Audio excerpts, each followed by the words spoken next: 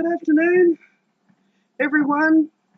The time is 12:53 on Sunday, the 21st of January 2018.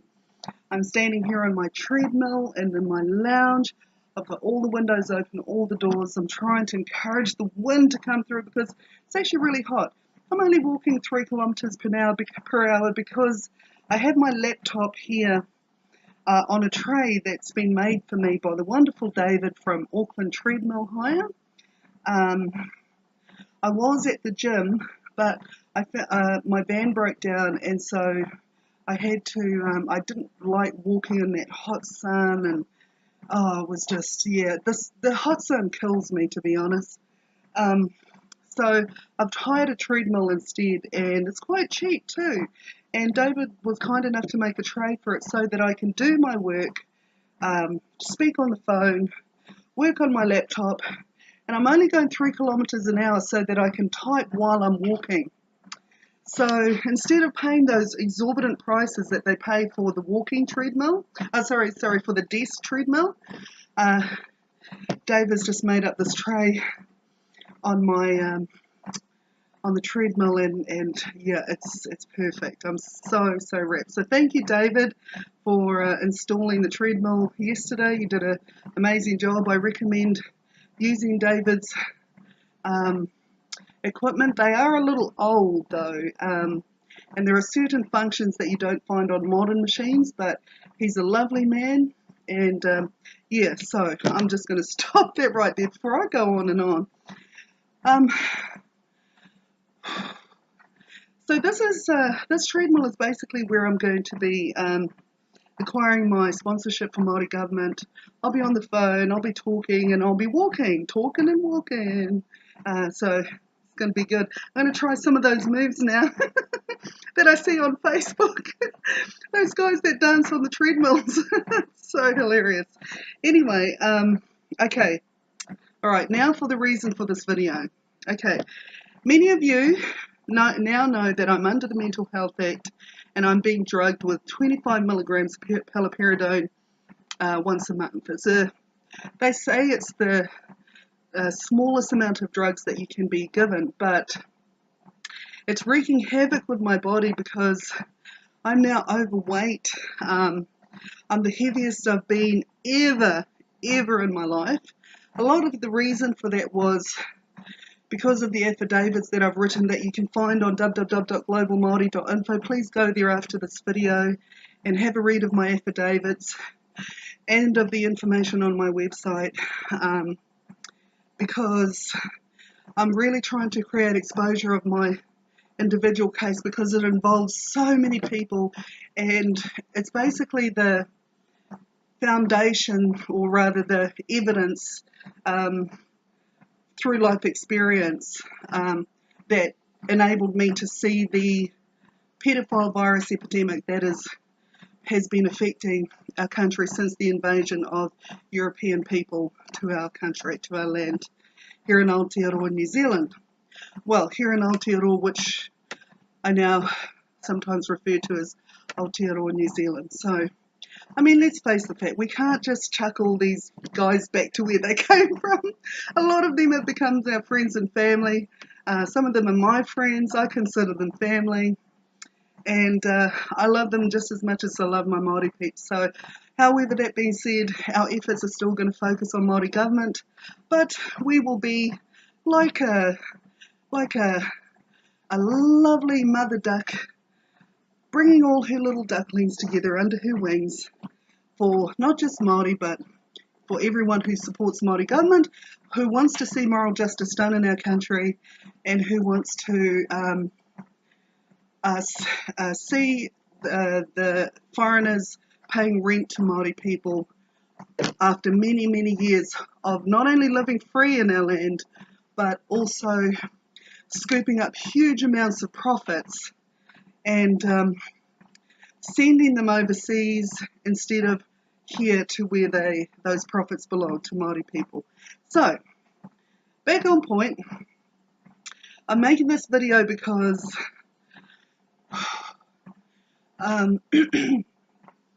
I want to talk to you guys about slipstreaming. So, as I was saying earlier, a lot of you guys know that I'm under the Mental Health Act and that I'm being drugged with 25 milligrams of haloperidol every month. And it's just a minute amount, but it's affecting me quite significantly. So, there's actually 3 reasons why they won't let me go from the Mental Health Act. 3 reasons why they put me under the Mental Health Act. Okay, the first reason is, what they will claim is that they said that I tried to snatch a little boy. What happened was, here's the story behind that. What happened was, I was living in Silverdale. I was living at, I can't quite remember the address, but you see it as you go along the Hibiscus Coast Highway. It's the house on the left. Near Titan Place, that's right, near Titan Place. So what happened was, my neighbours, 2 houses away, were gang members.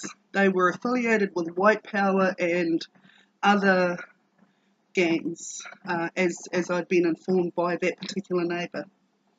So, years ago,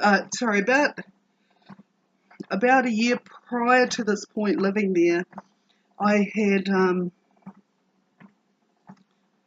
actually, look, just read about it in my affidavit. Long story short, I saw one of my heart-adopted girls over there. They were holding her hostage, okay? They were holding her hostage in one of the back rooms. She managed to come out the front door and talk to me. I was like, Shalees. I called them all Shalees at that time, and you'll see in my affidavit that I also refer to them as Shalees, and then I give them a second name to differentiate them from each other. But I all thought that they were my daughter Shalees because of my memory loss that was affecting me at that time. So, anyway.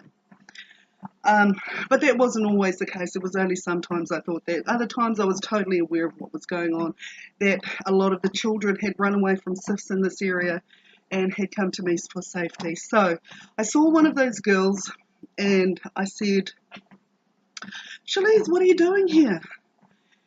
And she didn't want to say it. I said, why can't you tell me? What are you doing here?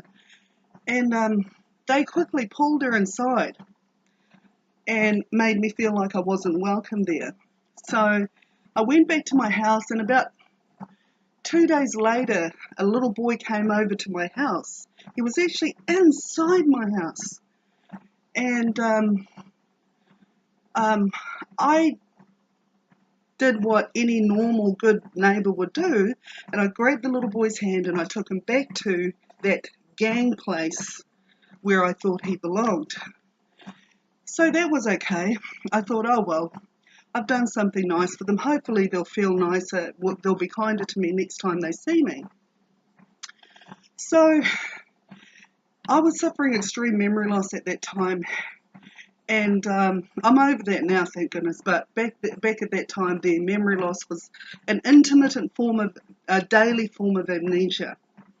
So I had forgotten about my little girl coming out of that gang place for a couple of days, and when I finally remembered, I went back over there, and because I'm also promoting the truth about child pregnancy in this country, which is another reason why mental health are locking me down under the Act. Actually, there's so many reasons why they're doing this to me. But will I back down? Hell, fuck no. Sorry for my swearing. No, I'm not. Yes, I am. No, I'm not. I'm kidding. So anyway,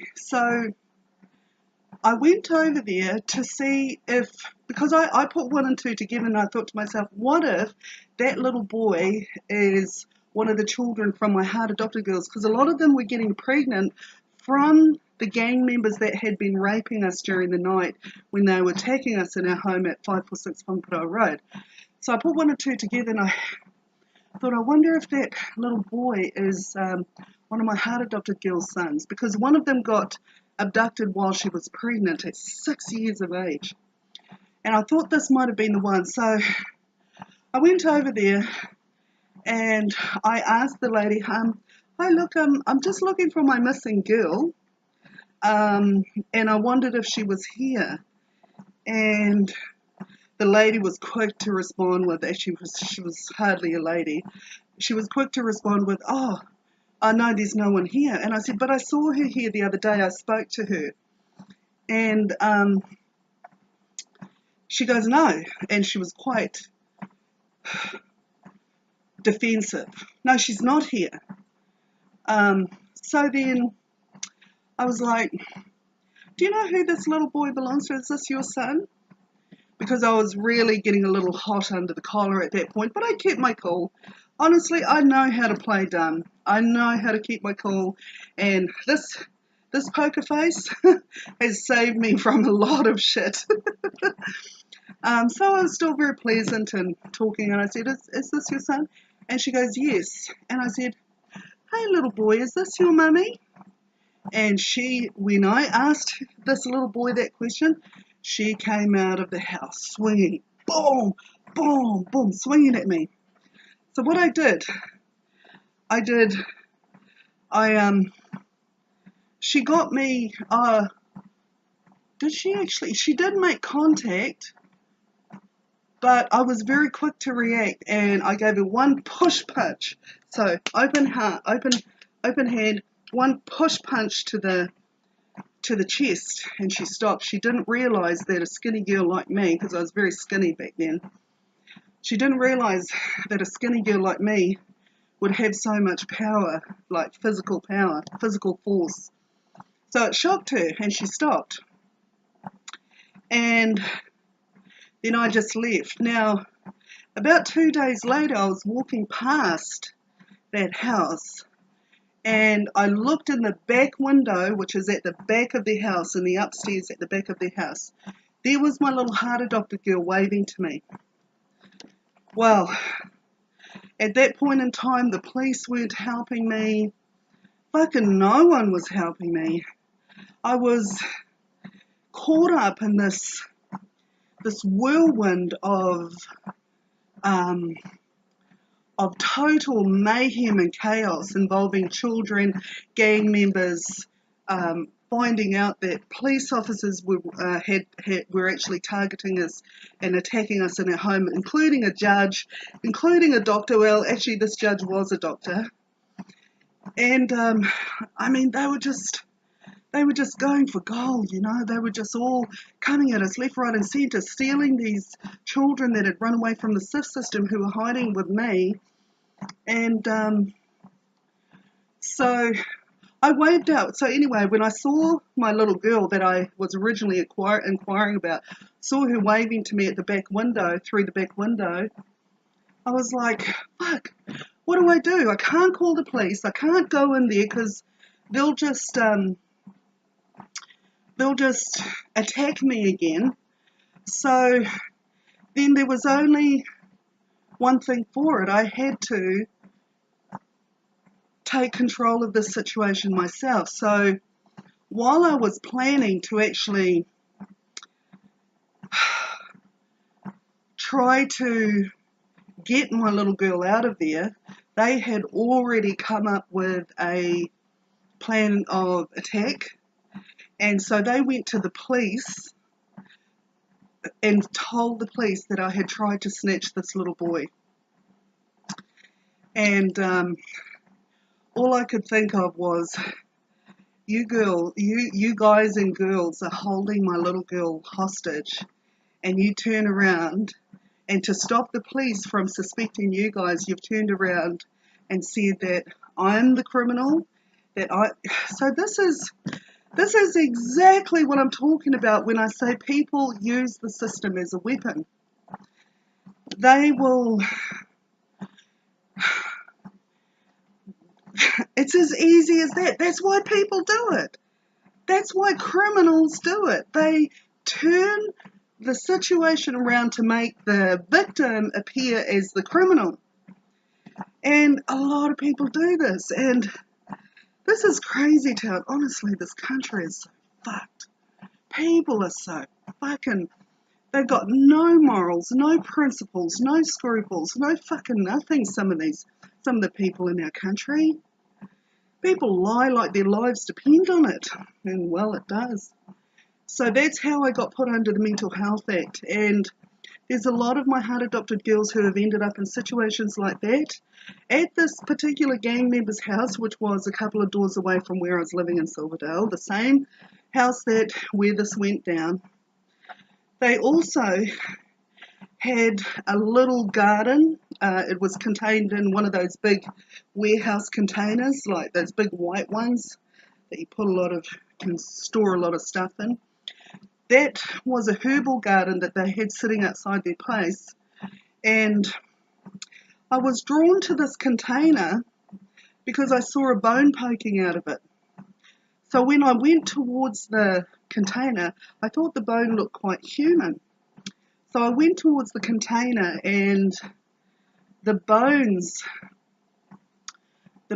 poking out of the, I uncovered the bones of a small child's hand. So not only were they holding one of my little girls hostage, they had also murdered one and buried her in this little herb garden that, by the way, was really growing their herbs very nicely. So a lot of people will say, oh, she's crazy, she doesn't know what she's talking about.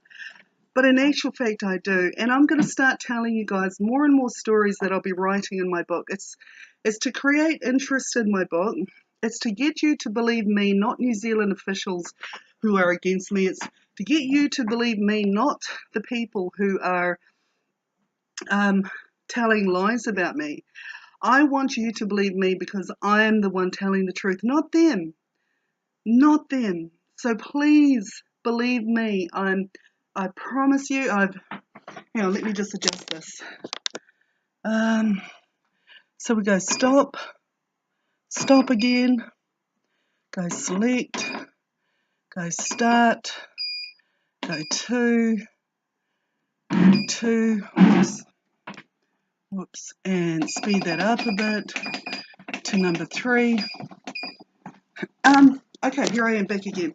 This is actually quite good because there's so many of these stories that I have to tell. There's just so many of these stories, and I'll be writing about them in more detail in my book, but I'm just giving you a little bit to help you see through the lies. Like, don't just believe everything you hear about me. Ask me, is this the truth? What happened? Get my side of the story. Of course, if you want to, in fact, get both sides of the story. But I'm asking you not to believe their side of the story because they are telling lies. The people that are telling lies about me, that is. Not everyone is. Not everyone is against me, but a lot of people are because I've self-appointed myself as Māori president, and a lot of people are jealous of that, and I can understand that. I would be too. But all I think to myself is, well, and what can I do? What can I do that is going to leave my mark on the world? You know, what can I do that will contribute a lot to this country or to the world? Because my efforts are not just for this country. I'm going global with this, hence why my website name is globalmaori.info. Please go check it out after you watch this video, or even now if you like. But yeah, I'm just uploading this video. Actually, I should do some live streaming, shouldn't I? I should do some live streaming. But yeah, no, this is good. I'm good. This is good. But look, I can't stress enough that there is a lot of crime going on in this country. A lot of crime, and a lot of it is targeting the children in our country, and the fact that they're having babies to rapists, pedophile criminals, and those rapists, pedophile criminals are killing their babies. Come on, people. This is serious shit. Someone's got to stand up to this. New Zealand government has been hiding it for like so long, and It's gaslighting, you know, they just don't stop executing our children. They're targeting our children, taking them away from us, even illegally. Oh, anyway, so I'm going to end it here. This video has been 20 minutes long. I'm going to end it here, and I'm going to get busy with speaking to other banks to see if I can open up a Māori government account. Stay tuned, y'all. I might go live some of these days, you never know. I don't like the mean things that people say, you know, because I'm trying so hard to do something good for the world, you know, and then people go and say mean things, and the racists, oh my God, they just want to murder you. They just want to murder people like me. They just want to torture us to death. And it's not nice when they troll my Facebook or whatever and say really nasty things. So anyway, this is me coming at you from 9B Pension Road in Stanmore Bay. Keep it real and hold up, wait a second.